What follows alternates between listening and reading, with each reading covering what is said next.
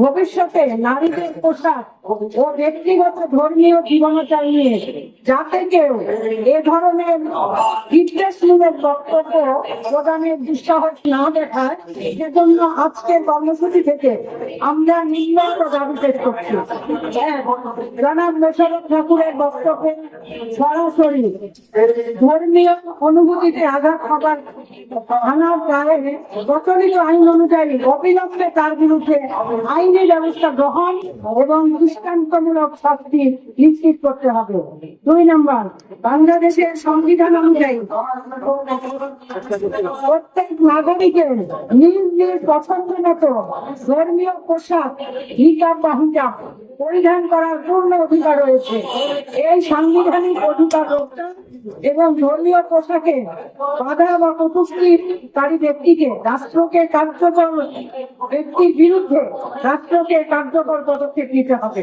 3 নম্বর, সামাজিক যোগাযোগ মাধ্যমে নিকাব বা পর্দা নিয়ে উদ্দেশ্য প্রণোদিত বিভ্রান্তি ছড়ানো এবং কুরুচিপূর্ণ ট্রল বন্ধ করতে হবে। সাইবার নিরাপত্তা আইনের আওতায় এনে অপরাধীদের চিহ্নিত করে দ্রুত বিচারের আওতায় আনতে হবে। 4, শিক্ষা প্রতিষ্ঠান, কর্মস্থল এবং জনসমাগম স্থলে নিকাব পরিহিত নারীদের যাতে কোনো ধরনের বৈষম্য, হেনস্থা বা বুলিং এর শিকার হতে না হয় তা সংশ্লিষ্ট কর্তৃপক্ষকে নিশ্চিত করতে হবে। 5, ধর্মীয় সঠিক বিধান এবং ধর্মীয় পোশাকের গুরুত্ব সম্পর্কে জনসচেতনতা তৈরিতে গণমাধ্যম ও ধর্মীয় নেতৃবৃন্দকে দায়িত্বশীল ভূমিকা পালনে আহ্বান জানাচ্ছি।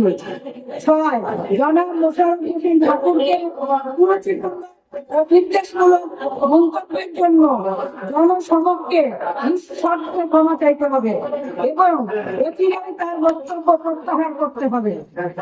7, আমরা একটি সুস্থ, সহনশীল ও বৈষম্যহীন সমাজ গড়তে চাই, যেখানে প্রতিটি মানুষ ধর্মীয় ও ব্যক্তিগত স্বাধীনতা থাকবে সুরক্ষিত।